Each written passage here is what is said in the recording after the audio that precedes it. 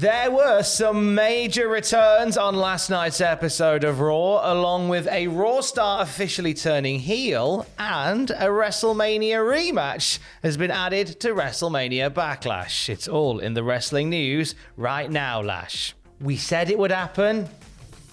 We told you it'd happen. Well, technically, Fightful Select told you it would happen. And it did happen. 2 big returns on Raw last night. Who's Ricky Gervais, apparently? David Brent from The Office returned on Raw last night, apparently. Not quite. Similar, but not quite. Similar moves, but not quite. You're talking about Asuka. Yes, I am. Becky Lynch was in that ring on last night's Raw talking. She was like Gollum, wasn't she? Not just in what she was saying, but also in facial expression.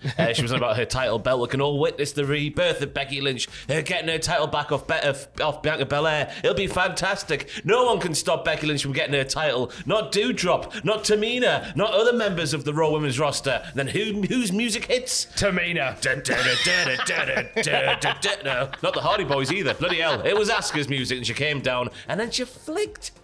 Do you know what? That actually hurts. Oh my God. Yeah. Oh, it's even worse because that's on your sunburn. Oh my God, my sunburnt nose. Does, mate. Becky knows. Becky knows. Should we start again? No, we aren't starting again. Becky knows what that's like. Becky Lynch's nose wobbled. That's how hard Asuka hit her with the flick. I'm sad they didn't do like a zoom in and a slow motion of the nose just going. Sensual content. Becky went for a punch. Asuka avoided. Becky went for a back. Asuka went for a back. Shall we start again? No, we're not starting again. We've got too much to do. Asuka went for a back fist. Becky says, computer says no. She's away. Anyway, Asuka's back. This is going to lead to, as we said yesterday, more women's matches that don't just revolve around the title. And that's what we need. Yes! It almost writes itself, Tom. Call back to yesterday's video, but this is all callbacks to yesterday's video, pretty much. The first time we've seen Asuka since last July. She was tweeting in August stuff on the Twitter. That's what you do on the Twitter. Elon you tweet Musk's stuff. new thing. Yeah, he paid something like 40-odd billion for it. Yeah. I downloaded it for free. I don't know what he's talking about. Ali. He also came back. He's back on Raw as well. So Miz was talking to Theory on Miz TV, and Ali came out to interrupt. And I don't know how I feel about He came back. It promo? was a definite babyface, which is weird after the last 2-3 years of Ali on the main roster being the sort of leader of Retribution, and he was sort of the heel in the babyface heel tag team with what's his name, Mansoor, that guy from Saudi Arabia. You know that fella.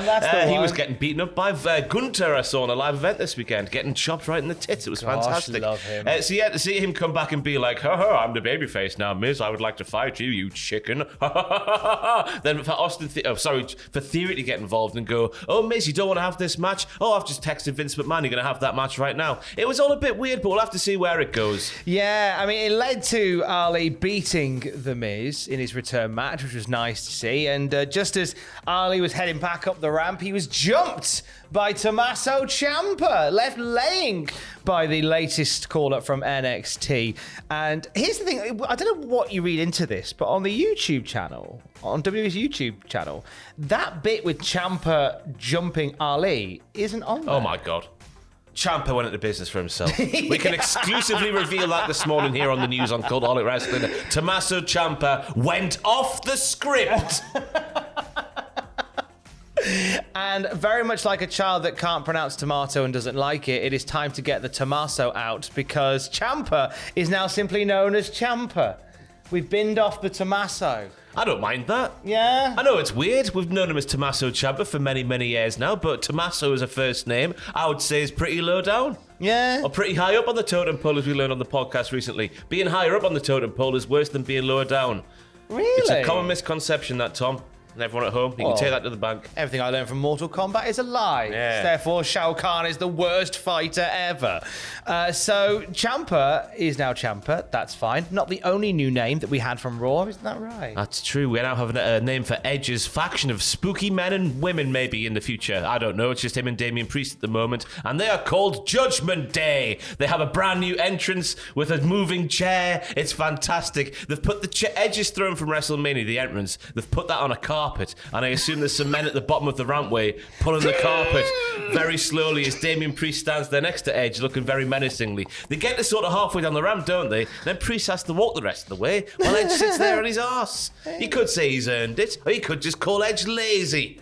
Do we think he's lazy? Yeah. The Hall of Famer lazy. I like the name Judgment Day. It puts me in mind of that pay-per-view from 2002 where Hulk Hogan took the worst chokeslam ever. The opening promo package for that show stuck with me forever for some Alone reason. again alone, patiently waiting by the phone. He's off again. Hoping that you will call me, cause I'm broken, though I need you now. 12 Stones broken. Yeah, I wish I was 12 stones. Anyway, the woman who does the voiceover for that promo package, this spooky voice, get her back to do Edge's promos for him. Is she the same one that does that? As darkness envelops the land, the scourge of the earth walker. Have you had a nice life? Have you had an injury in the last 12 months?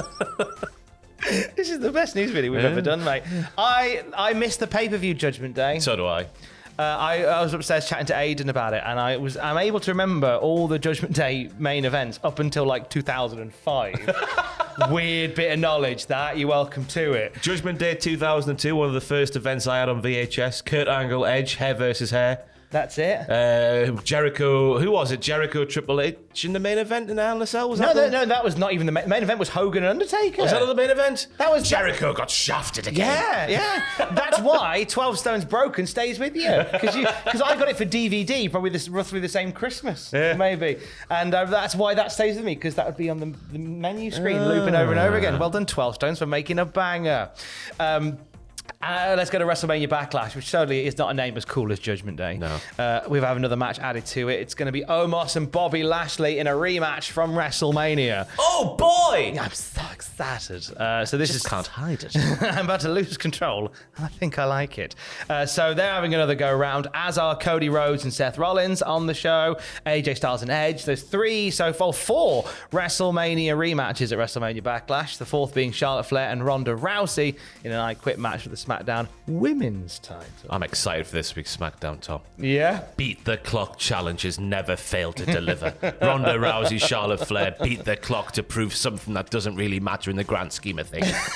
I can't wait. Do love a beat the clock challenge. Also for WrestleMania Backlash. If you look online, you can probably find out who won already. RK Bro and the Usos unifying the titles. What do you mean if you look online, you probably find out who won already?